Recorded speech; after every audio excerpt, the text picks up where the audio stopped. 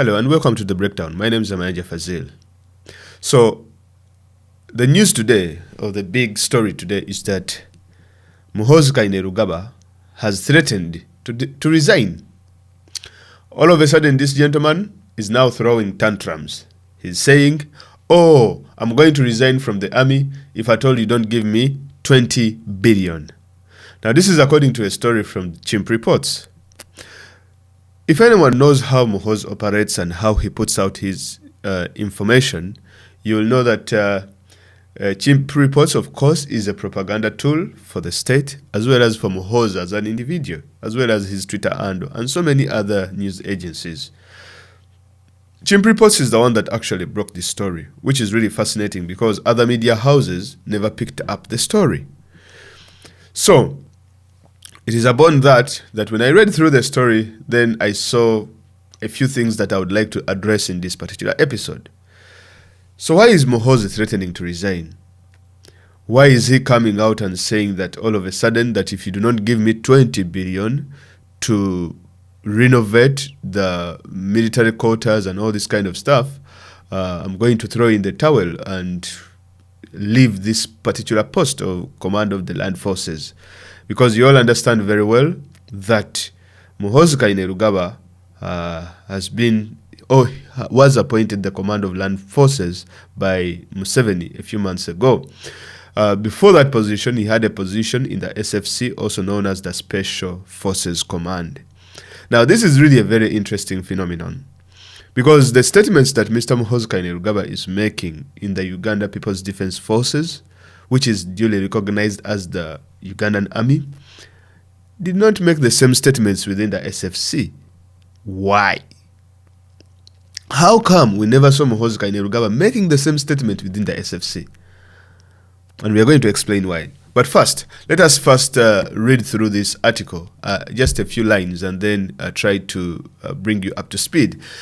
Chimp Reports says the Command of Land Forces Lieutenant General Muhoozi Kainerugaba has threatened to resign his position in the military if the funds he is requesting to improve the welfare of soldiers is not given to the land forces. Chimp Reports has exclusively learned that General Muhoozi, who has been stationed at the General Military Headquarters in Bombo since July, recently asked for shillings 20 billion to improve the soldiers' accommodation facilities and boost security at various military bases, but the Ministry of Defense turned a blind eye. Quote, "We, the land forces, asked for only 20 billion to sort out pertinent issues of accommodation, welfare and security at Bombo General Military Headquarters, Machinde Barracks and the Motorized Brigade in Nakasongola. But the criminal cartel at the Ministry of Defense has been tossing our office around," General Muhoozi confided in his close associates this week. Quote, if my soldiers' problems are not sorted, I will retire from the army by next year, said the general, adding, "I will have served for 28 years. Chimp Reports understands that Muhoozi, who previously commanded the elite special forces with headquarters in Entebbe, was shocked to find Bombo in a sorry state with dilapidated structures for officers and soldiers' accommodation. Even division commanders are living like paupers, he told his associates. He also described that the General Military Headquarters, which in other countries are the most heavily fortified compounds, lacks security like a wall fence. Muhoozi reportedly said he could not continue serving as the command of land forces when my forces are living like cavemen, emphasizing Bombo is a real dungeon and it is a real disaster. Now, from that particular article, we all understand, or you can all see, that Muhoozi says that if at all his issues are not addressed, that is to say, if at all he's not given the 20 billion to sort out his soldiers' problems, as he says, I don't know if the UPDF has now become his own army, he is going to resign, and he would have served for the past 28 years. Now, I would like to ask myself, for the past 28 years, where has Muhoozi been? What has he been commanding? Is it that he had never been to these barracks? Is it that he had never been to all these places as the commander of the SFC? Has he been that busy, really, that he doesn't know about the welfare of these soldiers?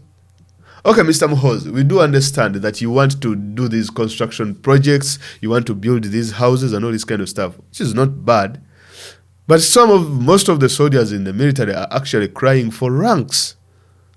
Because with the rank, it improves the welfare of these people. But when Muhoozi visited the Updf contingent that was sent to Somalia, and he told them to frankly speak about their problems that they were facing, the people never told him that, oh, Mr. Muhoozi, okay, they must have talked about welfare issues. But most of them were crying for ranks. And they were telling the general that, look here, man, I, for one, have served in the Ugandan army for like 15 years, but I've never shifted from this particular rank for 15 years. What would you have to say about that? And yet we see people within the military who came in yesterday, and a few years later they are generals, implying Muhoozi. Those people were never seen again. Those people were never heard from again. Whereas you are trying to work on the infrastructure, I think it is paramount to also work on these people's ranks.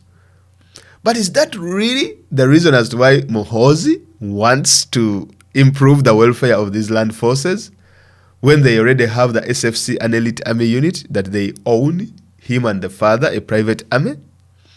Well, a few reasons came to my mind as to why Mr. Muhoozi is trying to do something about the land forces. Now, you remember the events that happened this month early in Guinea of Kano Doumbouya, and I did a story about that. And I told the people that there are going to be some bit of reforms within the military. Because if someone can see a Kano taking over power in Guinea, different people on the continent also get the idea. They are not daft or stupid. If they can pull it off well, because it is a do or die situation, they could do something that is scary.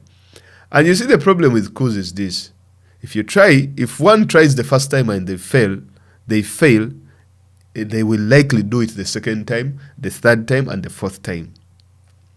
Other people, I don't know what is wrong with this thing, but whenever a coup happens within a state, it shows that there is some laxity, or it shows that there is some sort of weakness where a particular person can come in and then they overtake a particular institution, a particular government. Now, what we see here is that mostly elderly presidents are very vulnerable to coups. If you look at Mr. Alpha Conde, I think he was, 70-something. They're very elderly, because we know elderly presidents are not as witty, as intelligent as they were in their youthful years. That is why it is easy to overthrow them. If you look at people like Mugabe, he was also overthrown in he was 90, I think, something of that sort. So you see Museveni now, he's going to make his 79, or I don't know, he's in his late 70s. So Muhoozi knows very well that a Doumbouya-like situation is likely to happen in Uganda. Now, where is it likely to come from? Whereas in Guinea, it came from the SFC, the equivalent of the SFC in Guinea. In Uganda, Muhoozi and the father think that, okay, the private army is sorted out, they have good salaries, they eat good food, and their accommodation as well as their welfare is good. But they are the minority within the entire military structure of Uganda. But then you have the UPDF, a very big force that is not well catered for.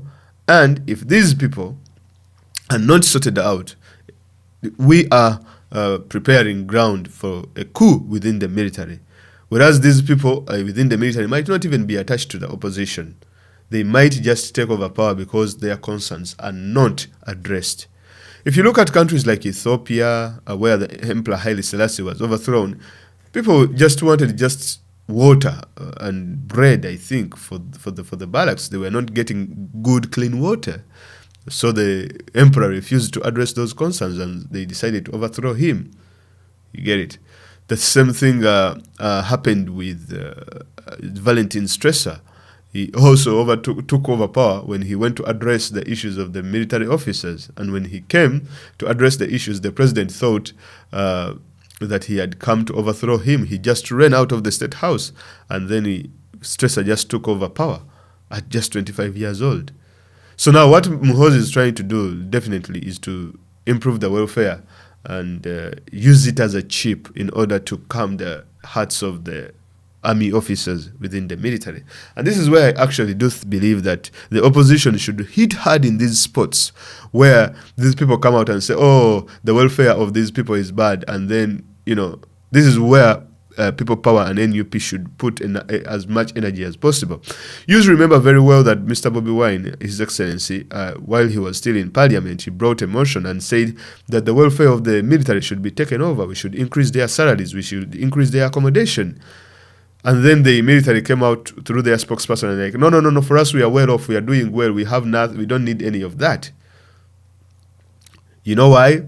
Because they were waiting for such a moment for Muhoozi to address it. They want to portray Muhoozi as a hero, and that is the other reason as to why they are doing all this, that Muhoozi is threatening, 20 billion. Look here, in Uganda, or for any dictatorship, Museveni would not let any other person from any other tribe to shine, except if it is from his own or his own relatives. That's why you see, when Katumba Wamala was the IGP in the early 2000s, the guy struggled. He was working on a string budget, really small budget. He even had to come to the people and ask for help to buy to buy those police cars. But when Kaihura came in, money started flowing so rampantly. But then when Martin Okoth-Okyera took over, as well as the late Lokech, money was pulled out. And now all of a sudden the police is weak. It doesn't have enough money to run. To the extent that they are even cutting back on uniforms. They were wearing white uniforms during Kaihura regime. Now all of the white is gone. It is just remaining on the cap and I think the arm. You know why? Because Museveni does not want to empower people from other regions. Simple as that. So the same applies with the military. There have been so many commanders of land forces, but these people have not been empowered. It has been waiting for Muhoozi in order to have his moment to shine and to act as a savior and to demean and to vilify other people. That look here, those guys were not catering for you. They ate all your money. Those guys are the criminal cartel. I'm Muhoozi Kainerugaba. I'm the Jesus Christ of the military. I'm here to save you. So I'm going to build this and this and that. By doing that, of course, they're increasing his popularity within the military, such that in the event anything happens, the military can always look up to Muhoozi, because that's what it is, definitely. So, with doing that, Muhoozi is also trying to improve his popularity, because we know very well, whereas he might be, which is debatable, might be popular within the SFC, but he's not popular within the UPDF. Because UPDF, that's the SFC, composes of mainly people from his family and tribe. The UPDF is, like you cannot, 90,000 soldiers? Man, that's a lot of people. So there are so many people from different regions as well as different tribes. And so Muhoozi is trying to work with them to see if at all they can work together. And we also see a scenario that someone who is likely to put up a lot of resistance if Muhoozi takes over is, like a lot of resistance. Whereas people might stand up and protest, yes, on that front, civilian uprising as well as civil disobedience. But then on the military side, of course, most people within the military are the ones that are most likely or need to be checked in the event that anything happens. Because if they are not checked, it is likely to lead into a bloodbath in the country. And this is where I think that His Excellency Robert Kyagulanyi Ssentamu, as well as the entire opposition, should hit hard on these particular issues, especially the issues of the military.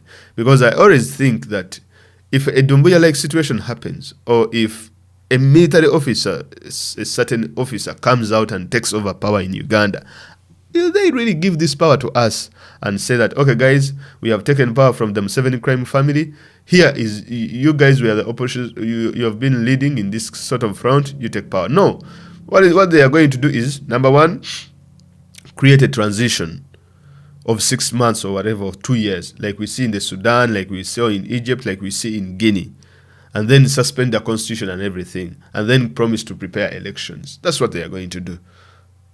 But then how do we prevent such a situation? We prevent such a situation by showing or by reflecting the concerns of the people within the military in our day-to-day activities, by calling upon them, by speaking to them openly and telling them, look here guys, your issues, your salaries and all this kind of stuff. That is the only way we can attract these people from the middle incomes, from the middle income, the so-called teachers, lawyers and doctors and so on and so forth.